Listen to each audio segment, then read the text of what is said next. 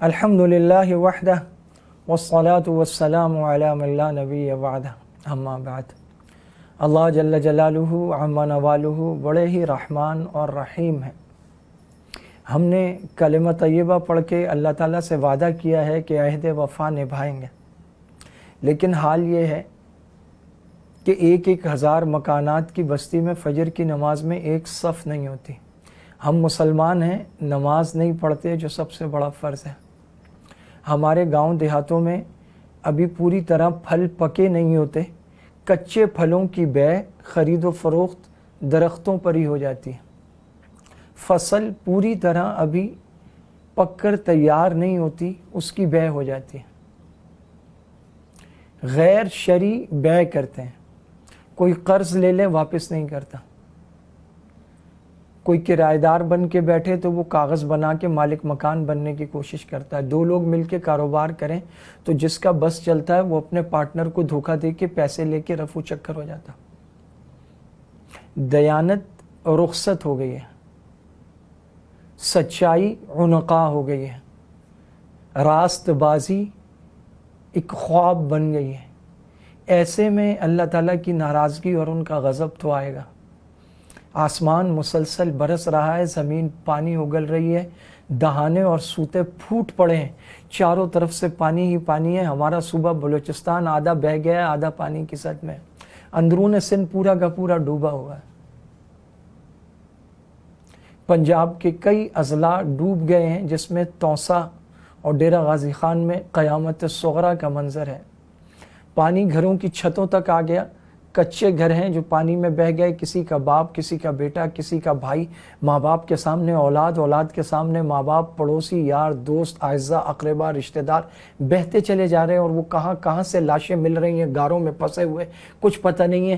گاروں میں لتھڑی ہوئی بچوں کی لاشیں ہیں، سامان سارا بہہ گیا، کپڑے گیلے ہو گئے، رضائیاں، کمبل سب گیلے ہو گئے، جو گندم رکھی تھی وہ گیلی ہو گئی، اجناس گیلی ہو گئی، ماچس کی تیلیاں گیلی ہو گئی، لوگ گھروں کی چھتوں پر بھی کھانا نہیں پکا سکتے۔ اور یہ جو پانی ہے، تا حد نظر پانی ہے جو انسانوں کو ڈبو رہا ہے، یہ پانی پینے کے قابل نہیں ہے۔ اس سے پی لے تو گیسٹرو ہو جائے گی، ایسی بیماریاں پھوٹ پڑیں گی کہ اسے ہیضہ ہو جائے گا، وہ الٹیاں کرتا پھرے گا۔ لوگ مشکل میں ہیں، تکلیف میں ہیں، لوگ پریشانی میں ہیں، قیامت صغریٰ کا منظر ہے۔ امت سسک رہی ہے، بلک رہی ہے، اس کے باوجود آپ دیکھیں اقتدار کی جنگ ہے، کرسی کی جنگ ہے، ایک دوسرے کو پچھاڑنے کی جنگ ہے۔ اس پہ کیس بنا دو، اس پہ کیس بنا دو، اس کو پکڑ لو، اس کو اندر کر دو، اس نے یہ کہا، اس نے یہ کہا، اور لوگ ڈوب رہے ہیں، بلک رہے ہیں۔ یہ لوگ ہی نہیں رہیں گے تو حق حکمرانی کن پر جتائیں گے؟ ہمارے اپنے کرتوتوں نے، ہماری بدعملیوں نے اللہ تعالیٰ کو ناراض کر دیا ہے۔ یہ وقت ہے کہ سب توبہ استغفار کریں، اور وہ جو تکلیف میں ہیں وہ بھی، جو تکلیف میں نہیں ہے وہ بھی اللہ تعالیٰ سے معافی مانگیں، اور اس کے بعد اپنے بھائیوں کی مدد کے لیے اٹھ کھڑے ہوں۔ جو قریب ترین علاقے ہیں جہاں پر کھانا پکا کر پہنچا سکتے ہیں، کھانا پہنچائیں، خیمے پہنچائیں، پلاسٹک کی بڑی بڑی شیٹیں پہنچائیں۔ اس وقت ان لوگوں کی یہ حالت ہے کہ انہیں تو ایک سوکھی شرٹ کی اور سوکھی قمیص کی بھی ضرورت ہے، انہیں ایک چادر کی بھی ضرورت ہے، انہیں ایک ماچس کی بھی ضرورت ہے، انہیں صاف پانی کی ایک بوتل کی بھی ضرورت ہے۔ کچے کا علاقہ سارا ڈوب چکا ہے، لوگ اپنے بچے خوشے، مال مویشی، زمینیں بہہ گئیں، فصلیں ڈوب گئیں، مال مویشی بہہ گئے، اولادیں بہہ گئیں۔ لوگ شدید ترین تکلیف میں ہے۔ کیا عالم ہوگا اس شخص کا جس کی آنکھوں کے سامنے اس کی فصل بہہ گئی، اس کا گھر بہہ گیا، اس کے مال مویشی جو اس کی سب سے قیمتی متاع ہے وہ بہہ گئی، گھر کا سامان بہہ گیا، زیورات بہہ گئے، پیسے بہہ گئے، پھٹ گئے، گیلے ہو گئے، کسی کام کے نہیں رہے، کسی کے پاس پیسے تو وہ دکانیں اور مارکیٹیں ہی نہیں بچی جہاں سے وہ کچھ خرید لیں۔ لوگ بہت شدید تکلیف میں ہیں۔ وہ جو امداد کرنے نکلے ان کا پتہ نہیں چل رہا کہ وہ گئے تو کہاں گئے، اور وہ ٹرک کہاں پہنچے۔ وہ خود کئی لوگ تکلیفوں میں اور بہت مشکلات سے گزر کے متاثرین تک پہنچ رہے، اور عام آدمی کے بس کی یہ بات بھی نہیں ہے جب تک کہ ریسکیو آپریشنز وہ ہیلی کاپٹرز کے ذریعے اور پروفیشنل بوٹس، بڑی بڑی بوٹس کے ذریعے شروع نہ ہوں، اس وقت تک متاثرین تک پہنچنا ممکن نہیں ہے۔ توسا اور ڈیرہ غازی خان کے بارے میں یہاں تک کہا جا رہا ہے کہ 1100 کے قریب ایسی بستیاں ہیں جو بہہ گئی ہیں۔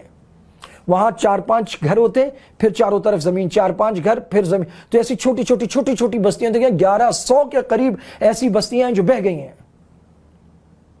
لوگ بہت شدید تکلیف میں ہیں۔